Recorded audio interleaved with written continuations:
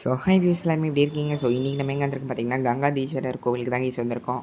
So இந்த கோவில் எங்கே இருக்குன்னு வந்து பார்த்திங்கன்னா, அரக்கோணத்துலேருந்து 13 கிலோமீட்டர் தொலைவில் வந்து தட்குளம்ன்ற ஒரு ஊரில் இந்த கோவில் வந்து அமைஞ்சிருக்கு. ஸோ நம்ம இதுக்கு முன்னாடி பார்த்திங்கன்னா ஜலநாதீஸ்வரர் கோவிலுக்கு வந்து போயிருப்போம் பார்த்திங்களா. ஸோ அந்த கோவிலுக்கு பக்கத்துலேயே தான் வந்து இந்த கோவில் இருக்குது, கங்காதீஸ்வரர் கோவில். ஸோ இதுவுமே வந்து பார்த்திங்கன்னா சிவனுக்காக வந்து ஒரு கட்டப்பட்டிருக்க ஒரு சின்ன கோவில்.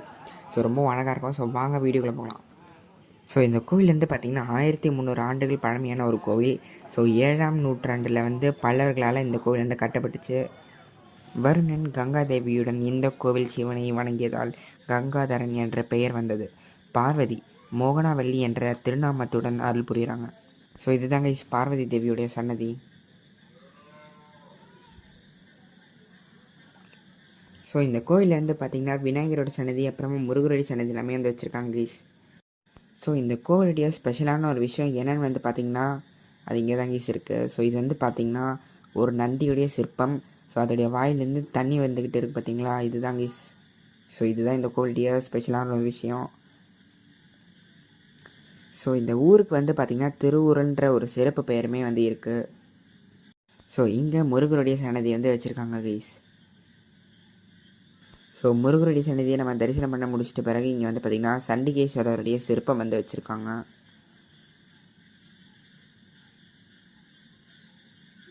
ஸோ இதுதாங்க இந்த கோவிலுடைய கருவறை.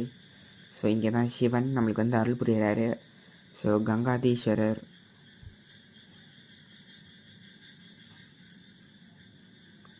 ஸோ இவருக்கு ஆப்போசிட்டில் வந்து பார்த்திங்கன்னா இவருடைய வாகனம் நந்தி தேவருமே வந்து இருக்கார். ஸோ அவருக்கு பின்னாடி ஒரு கர்ஜனல் வந்து அமைச்சிருக்காங்க கைஸ். ஸோ நம்ம வந்து சுவாமியை தரிசனம் பண்ணிவிட்டு வெளியில் வந்தாச்சு. ஸோ இங்கே வந்து பார்த்திங்கன்னா அன்னபூர்ணியோடைய சிற்பம் வந்து வச்சுருக்காங்க கைஸ். ஸோ இவங்களுக்கு பக்கத்தில் வந்து பார்த்திங்கன்னா விசாலாட்சி அவங்களுடைய சிற்பம் வந்து வச்சுருக்காங்க. ஸோ இவங்களுக்கு பக்கத்தில் காசி விஸ்வநாதருடைய சிற்பம் வந்து வச்சுருக்காங்க. ஸோ சிவலிங்கம் இருக்குது. ஸோ இவருக்கு பக்கத்தில் கற்பக விநாயகருடைய சிலையை வந்து வச்சுருக்காங்க.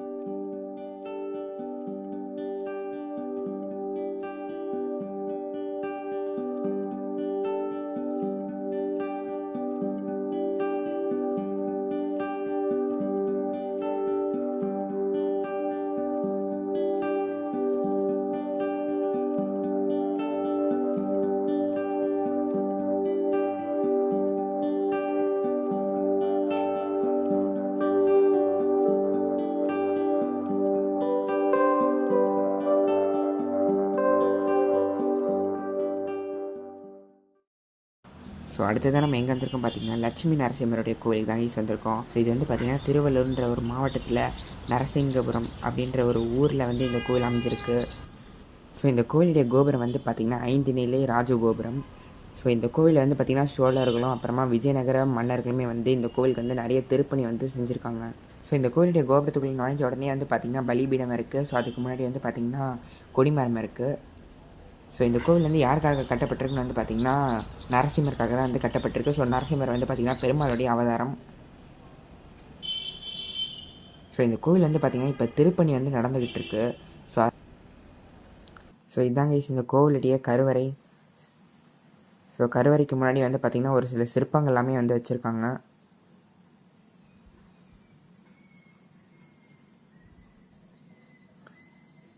ஸோ என்னால் வீடியோ வந்து ஒழுங்காக எடுக்க முடியல. ஸோ ஏன்னா இந்த கோவில் வந்து ரெஸ்ட்ரிக்டடு, வீடியோ எடுக்கக்கூடாது. ஸோ நான் சும்மா லைட்டாக கவர் பண்ணுறேன். ஸோ ஆக்சுவலி நீங்கள் நேரில் வந்தீங்கன்னா ரொம்பவே நல்லாயிருக்கும் கைஸ் இந்த கோவில். மூலவர் லக்ஷ்மி நரசிம்மர் 7 அடி உயரத்துடன் வலது காலை கீழே வைத்து இடது காலை மடக்கி சிரித்த முகத்துடன் மடியில் லக்ஷ்மி தாயாரை அமர வைத்து இடது கையால் தாயாரை அரவணைத்து வலது கையால் அபயஹஸ்தம் காட்டி இருப்பது தனி சிறப்பம்சமாகும். கோபத்தையும் சாந்தத்தையும் தனது கண்களில் காட்டும் நரசிம்மர் சக்தி வாய்ந்தவர். இரண்யகசிபை அழிக்க விஷ்ணு எடுத்த அவதாரம் நரசிம்மர் அவதாரம்.